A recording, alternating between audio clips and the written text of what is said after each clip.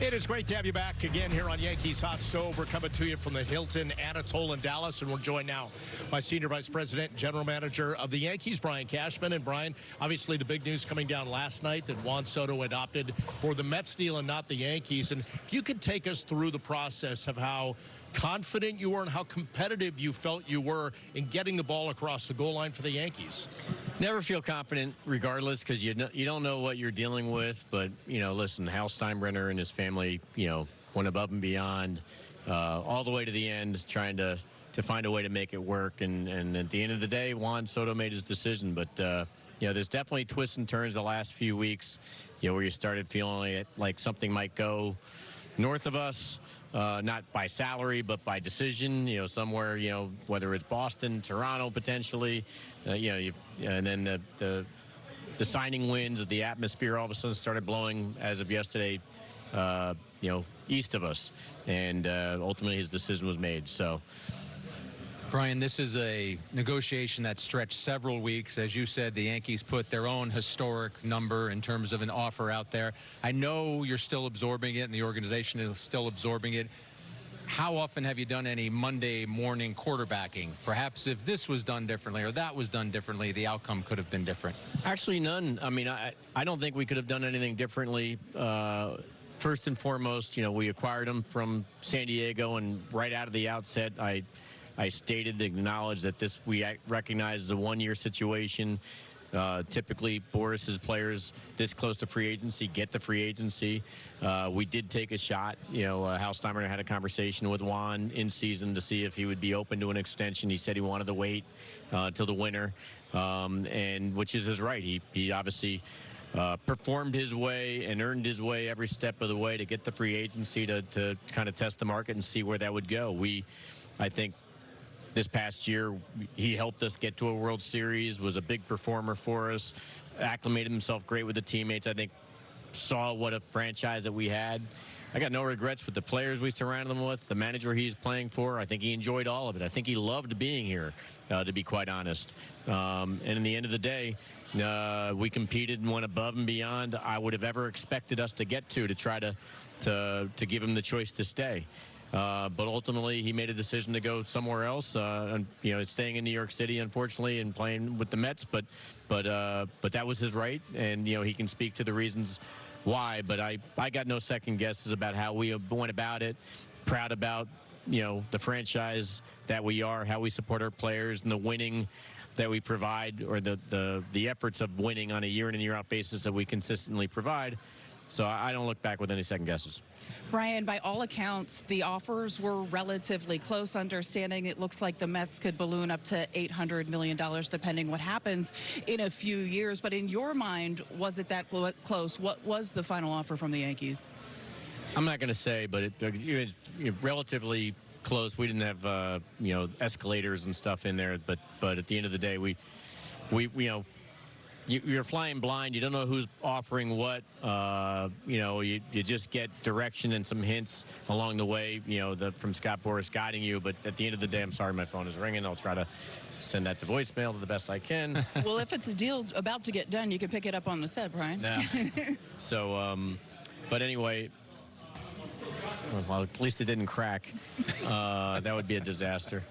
But ultimately, I can't even remember where we finished off. We did the best we could on it, and get no second guessing. I tell you what, the Steinbrenner family, what they did and how they went about it, all the way to the end. There's nothing. They left it all on the table, and then ultimately the player has to make a decision based on, reasoning that he'll ultimately share. I'm sure everybody's going to want to know, what led him to go that direction versus our direction versus some other direction. But he earned that right, and congrats to him, his family, and the Mets, but we are very proud of the franchise that we've got and how we went about it. One thing we know about you, you're laser focused. If something doesn't happen, you move on. The name comes off the board last night, Soto, you scratch that off. What's the immediate reaction? Are you working on something else? Is it, guys, let's sleep on this and digest it?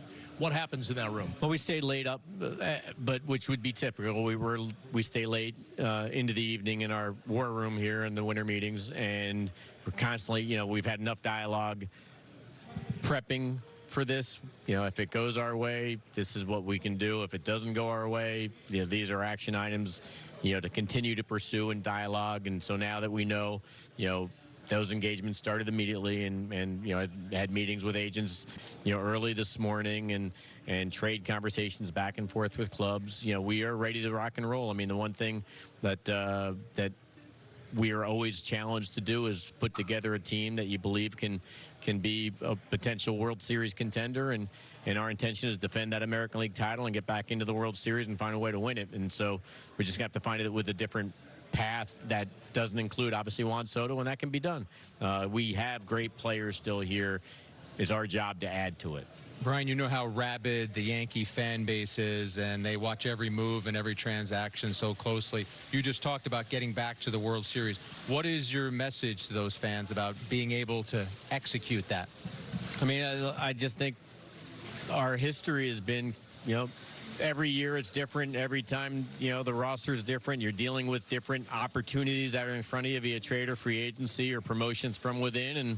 And so, we're hard at the 25 roster version. We had a lot of good young players take step forwards for us last year. Austin Wells and Volpe and players we imported like Weaver established themselves. We acquired, Chaz Chisholm at the deadline. I think obviously having a full year with that is going to benefit us, and if we can just keep our rotation healthy like it was last year for the most part, and obviously Aaron Judge being Aaron Judge with Stanton, and that's a really nice nucleus, and I'm sure I'm missing some people in there, but we just have to add to it because we do have vacancies. Obviously first base, second base, potentially if not third, if Jazz can go either way, second or third, depending on what we do, promote from within or import from outside. Obviously Jason Dominguez is healthy. There's a lane now for him in center, and Judge going to right. So what do we do with the remaining outfielder spot?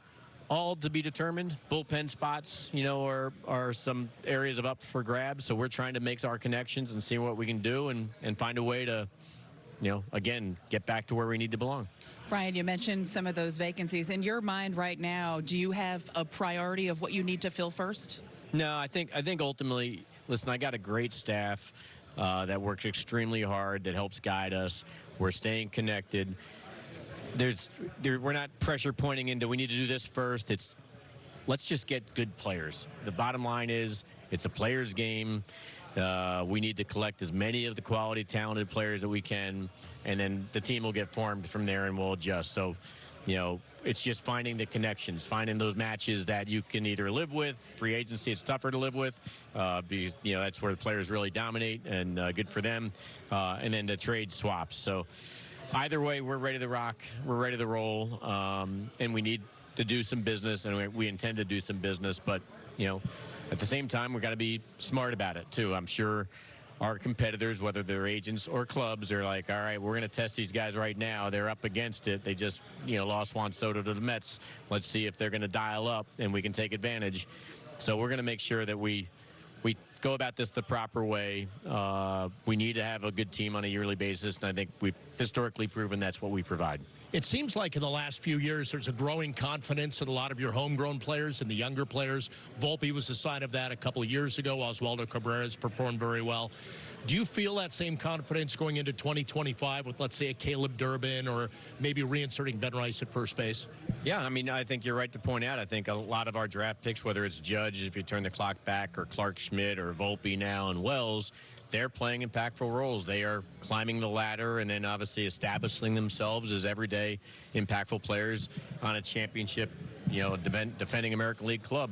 And so now, the next iteration is Ben Rice, who's mashed at the minor leagues. Is he, got a little bit of a taste and some growing pains at the big league level?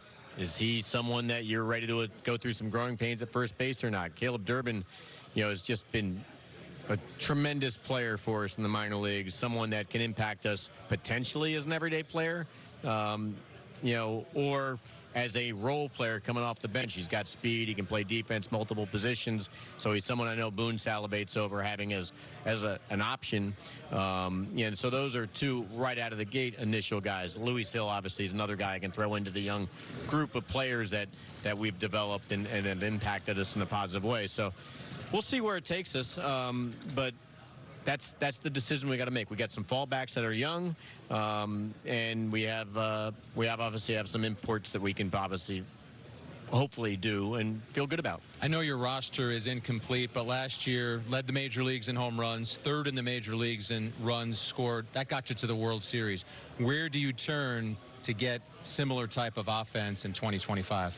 We'll have to wait and see. You know, this game's about offensive production and offensive prevention, and so, you know, I'd say clearly last year we were an offensive juggernaut and maybe less of a defensive juggernaut. So does that script flip a little bit and you're better defensively in certain areas, and maybe you're obviously lesser because you don't have the impact of Soto, but you can do it a different way, you know, with, you know, better pitching, better defense. So we'll see how we can skin this cat.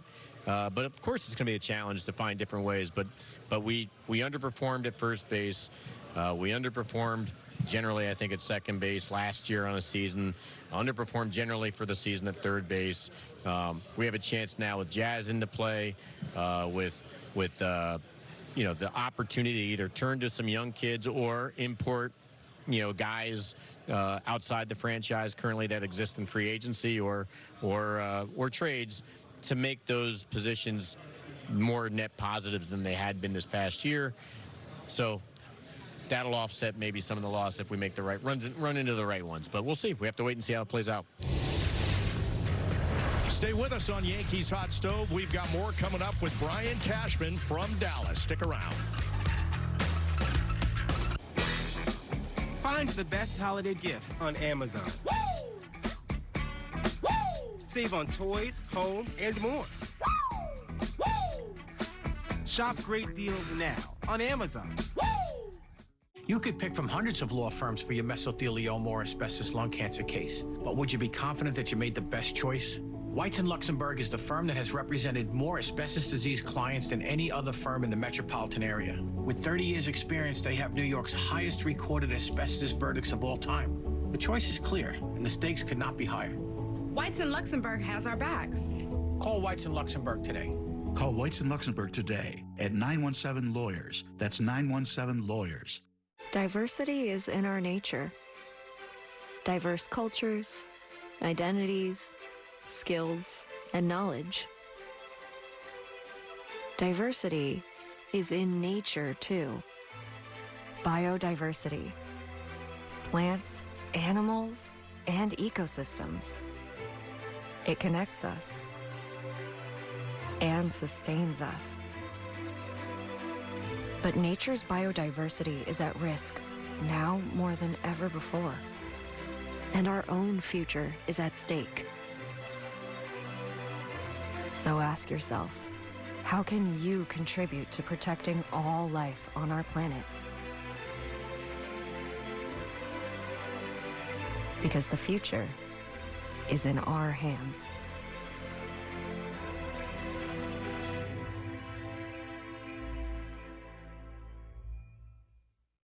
1 in 6 black men will be diagnosed with prostate cancer in his lifetime. But when it's caught early, it's highly treatable. For more than 30 years, PCF has funded cutting-edge research. Go to pcf.org/knowyourrisk to learn more about prostate cancer. It's your life.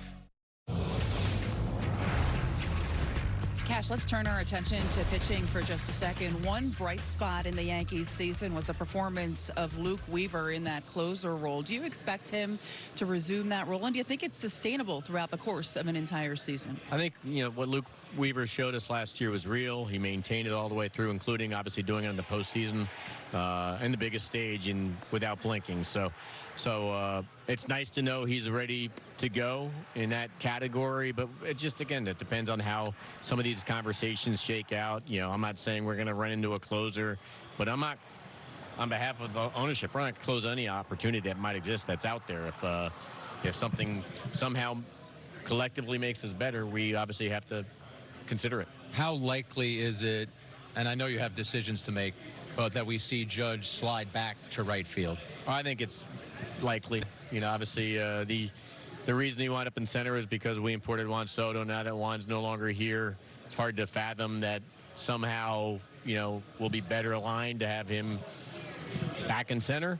So I would think he's going to line back up in right field. But, stay tuned. We'll see how, again, this winter plays out. But right now we have a lane ready to go for Jason Dominguez, who's healthy again. So in theory, I'm not giving it to him, but you could kind of imagine that that's where that would fall, and Judge, in theory, would go to right. But, again, now we're just less than 24 hours after the Soto decision. So we got to get through Dallas, see where this winter meeting swap meet takes us, and who knows, there's always surprises that comes your way.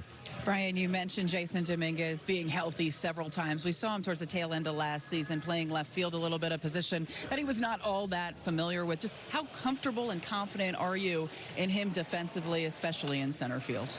Well, he's better than what he showed last year. I mean, listen, again, look at his age. He's still a newbie. And, to get to the level he's gotten at this stage already is impressive in its own right. But he's not a finished product.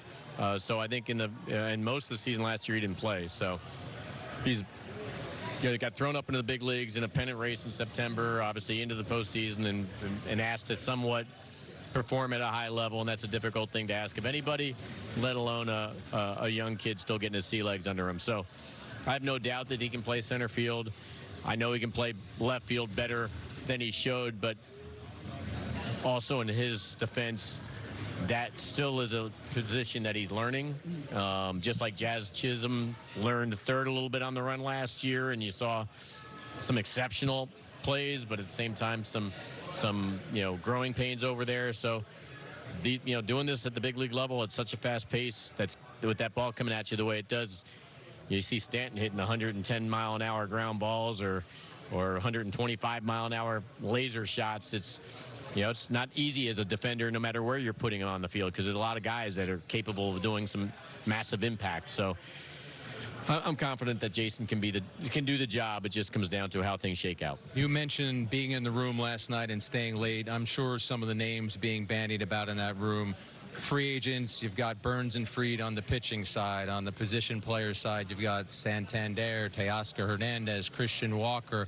You've also got trade possibilities. As you gauge the market, do you expect to be active in both of those, both free agent opportunities and trade opportunities? I hope so. I mean, ultimately, we have a number of areas that can improve us. There are some candidates that fit that bill for us, and so certainly our hope is that we line up with a negotiated deal with a free agent or more, and with a trade or two that makes sense. I mean, but I don't know where it's going to take us. I mean, I wouldn't rule out also that it's going to take more time than just the next 48 hours. So we'll see.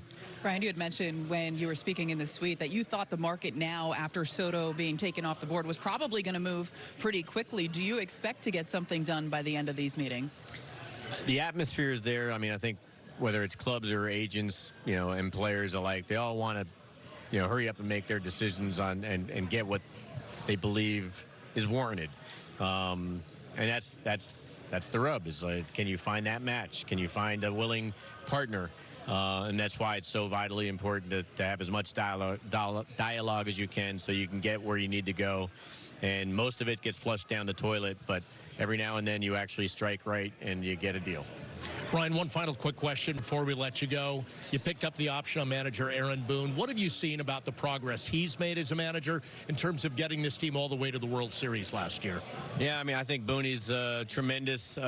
He's battle-tested. It's a tough market to manage in, tougher than most, and understandably so. This is a historic, iconic franchise, and you're managing players that are making a ton of money. They're not like, and I'm not, demeaning a manager that gets a younger roster that hasn't earned any money yet. But I would think managing inexperience, comes with its challenges. But managing very experienced, you're talking about 7 to 10 to 12-year vets with bank accounts that are impressive. That's also a different trick pony to work through. He's done a phenomenal job that way of managing that clubhouse. We've imported some pretty controversial players in other cities that maybe didn't play well or didn't rub well, and they brought in here and have, absorbed rather easily. It's because of the culture that and that Boone has created down there, and the relationships he fosters. It's vitally important. So I think we're in good hands with him, and I'm glad that we got him coming back for the 2025 season and hopefully beyond. Brian, as always, appreciate the time and hope to be talking to you in the next couple days. Thank you so much. Good luck.